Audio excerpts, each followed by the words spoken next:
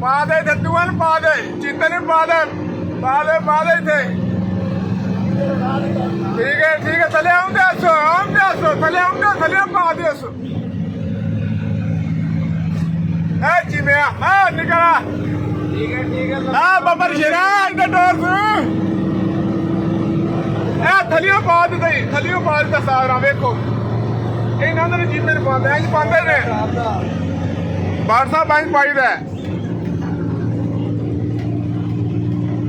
ਇਹਨ ਕਹਿੰਦੇ ਨੇ ਉਸਤਾਦੀ ਗੁਜਰਾਤ ਤੱਕ ਚੱਲਿਆ ਉਤੋਂ ਅੱਜ ਰੇੜੀ ਪਾਈ ਆ ਇਹਨਾਂ ਨੇ ਜੀਓ ਉਸਤਾਦ ਜੀਓ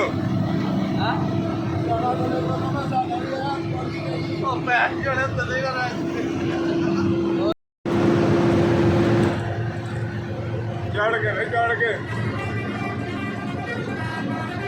ਇਹ ਗਈ ਆ ਭੈਣ ਦੀ ਜਿਹੜੀ ਆਈ ਗਈ ਆ